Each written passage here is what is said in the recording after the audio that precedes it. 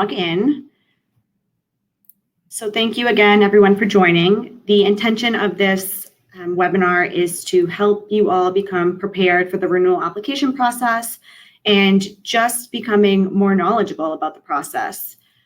So we're going to be going over a few things, the timeline and due dates for the license renewal, best practice for preparation of your renewal application, the importance of compliance when it comes to your positive impact plan and diversity plan, some specific requirements for retailers, cultivators, and product manufacturers, and last, trending conditions as part of the license renewal process. So let's jump right in to the timeline. So first, when you receive your provisional license and when that's awarded to you, that is essentially when the renewal application process starts. So what happens is your renewal application will appear in the Mass CIP portal 90 days prior to the expiration, and then you will have 30 days to submit your application, as the application is due 60 days prior. Once you submit your renewal application, it will then be on a public meeting agenda where the commission will vote on it, and hopefully it will get approved. So when do you need to renew? It's important to know that you have to renew your license annually, and it expires again 1 year from the provisional license, 1 year from the date that you receive your provisional license. Renewal applications will become available again in Mass CIP 90 days prior to the date of expiration, and then you have 30 days to submit that application and then submit your annual license fee. So for retailers and product manufacturers, your annual fee is going to be $10,000. And for cultivators, it ranges anywhere from $625 to $50,000, depending on your tier size and whether you're an indoor or outdoor cultivator. So when does your license expire? There are 3 ways to find out when your license will expire. You will either receive a notice from the commission, likely via email, approximately 90 days prior to your expiration date. 2, you'll receive a final license, and then the expiration date of the license will be on the upper right-hand corner of the certificate that you receive. Or 3, if you log into Mass CIP, you can access your license information, which will show the expiration date. And you are required to submit an application for renewal, again, at least 60 days prior to your license expiring. Some things to just keep in mind right now with COVID-19 going on is that you or adult use establishments with licenses expiring in June, July, and August will automatically be extended. Your 60 days will be extended. This does not apply to MTCs, and this does not relieve any license from your associated legal obligations, including obligations to your municipality or other state agencies. All right, so next, your renewal applications. So this is essentially your renewal application checklist. These are all things that you will have to check off as part of the application. So through your renewal application, you will need to update your contact information if necessary, update your business information for entities currently listed on the license, update the personal information for individuals currently on the license, remove individuals and entities that are no longer associated. You will need to update information pertaining to individual interests in cannabis-related businesses and licenses in Massachusetts and other jurisdictions. You will need to update the square footage of your building and then the number of abutters within 300 feet of the property. You will need to disclose the amount of funds that you have accrued to the community, the host community, as a result of the executed host community agreement, along with documentation. So if you only have your provisional license, something still has to be uploaded. So you can just make a statement that says you have not made payments to your municipality in conjunction with its community host agreement, as you only have your provisional license. You will also need to update your plan to remain compliant with local ordinances or bylaws to specifically include all information pertaining to zoning districts, special permits, building permits, certificates of occupancy, and any other local license requirements. You will also need to update background information for all individuals and entities associated with the license. Just note here that you don't actually need to complete new background checks themselves. You will also need to provide an updated certificate of good standing from the Massachusetts Department of Revenue. You'll need to provide Massachusetts Secretary of Commonwealth and a certificate from the Massachusetts Department of Unemployment Assistance. You will also need to provide updated summaries of plans, policies, and procedures. So you just may need to provide some updated narratives based on revised regulations or updated guidance. Again, with the renewal checklist, you will need to provide an updated timeline to become operational, which will include outstanding local approvals, operational impediments, and specific projected dates when any issues will be resolved and when the establishment will become operational. Again, this is if you haven't received your provisional license. So just to continue with the checklist, you will have to provide statements and documentation to demonstrate the reasonable progress or success of the programs implemented as part of your positive impact and diversity plan. And again, this is the time to maybe update those plans in the renewal process, which is optional. All right, so what information cannot be updated during the renewal process? So there's a few. So you cannot update your tier level.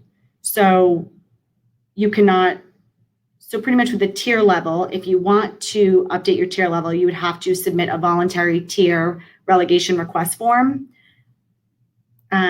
You cannot add individuals or entities to this application. You cannot change your location on the renewal, and you cannot change your business name. So you'll have to submit separate applications. This cannot be done during the renewal process. So specific to your positive impact and diversity plan, this is very important. You will have submitted plans in your initial application that outline the goals, programs, and measurements that have to be implemented. When you did that, the commission may have assigned you conditions to these plans. So you just want to ensure that you're abiding by your most recent updated plans.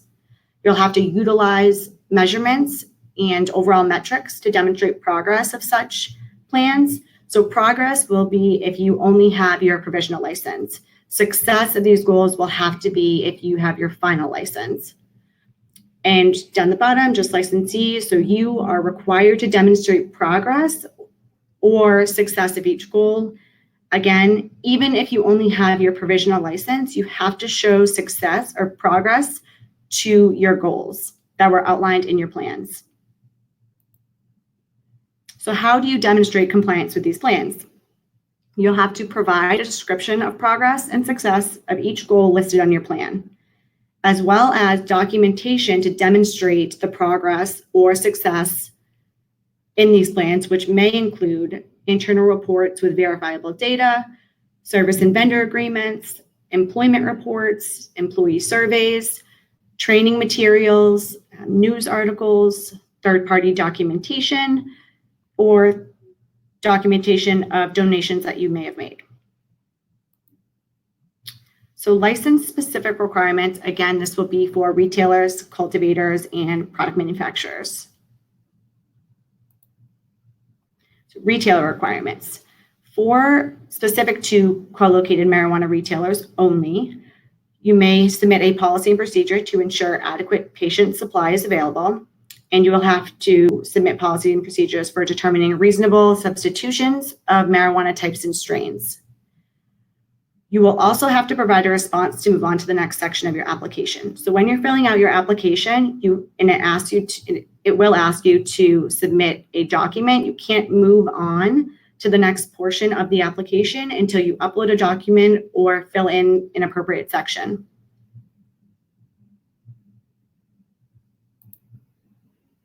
Specific to cultivators, you will have to provide documentation to show that your cultivation operation has sold more than 70% of its product that was fully harvested within 6 months.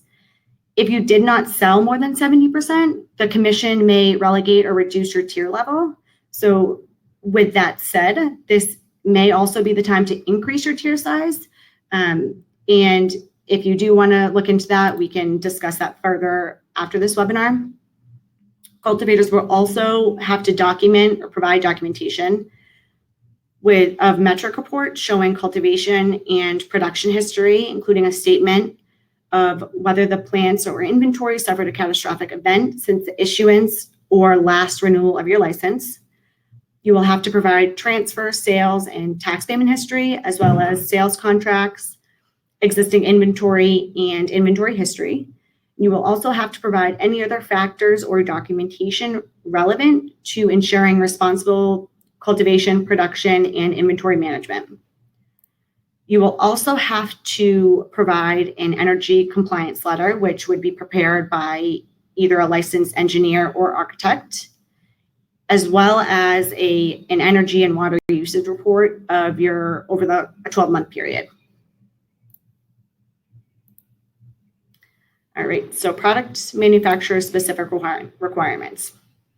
You will have to provide a detailed information regarding products that you have produced, including types and forms. So with this, you'll have to provide the name of the item type, item description. So the description of the product, including types, forms, flavors, strains used, and any other relevant information. You will have to provide a picture of the item. So for example, say it's a chocolate bar. They want a picture of the actual chocolate bar outside of the package, as well as a picture of the chocolate bar in the package so that they can review the label picture and ensure that your labeling complies with the commission's regulations. So preparing for your renewal. So what can you do to prepare for your renewal? So some things that we have come up with are keep detailed records of community host agreement payments, since you're going to have to show and document that information. Create a diversity and positive impact plan committee or responsible party. Review statistics and diversity and positive impact program. Educate your staff. Retain documentation and keep detailed notes of participation in events, and execute plans upon receipt of provisional license. Again, this is important to note that your positive impact plan and your diversity plan that you submitted with your application, you have to start complying with them and showing progress towards your goals. Even if you're not up and running and you don't have your final license, you have to start when you receive your provisional license. For cultivators, utilize Cannabis Power Score. So with the new guidance, the commission recommends that you use Cannabis Power Score to enter monthly energy and water usage reports. And specifically for product manufacturers is maintaining a product catalog.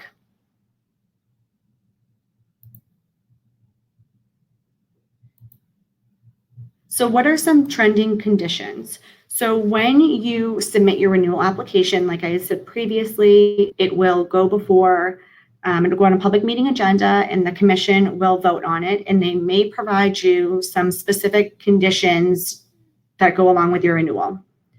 So some conditions that we have seen are for renewals within 90 days of the state emergency order that was being lifted. You have to notify the condition on updated actions on your plans of positive impact and diversity plans. So if you had an extension, you have to just notify the commission that you are still complying with those plans. Renewal for co-located marijuana operations. Submit your program to provide reduced cost to patients with documented financial hardships, and provide an updated timeline for MTCs becoming operational.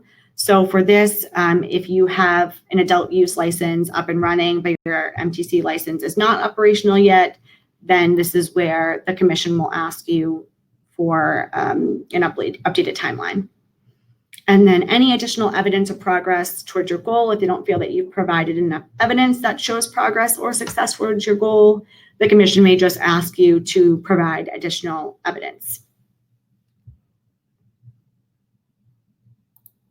And just to keep note too, if you have any questions from this presentation, if you put them in the chats, we're going to be doing a Q&A after. So I will put together a list of everybody's questions, and then we'll shoot out an email blast that will answer everyone's questions collectively.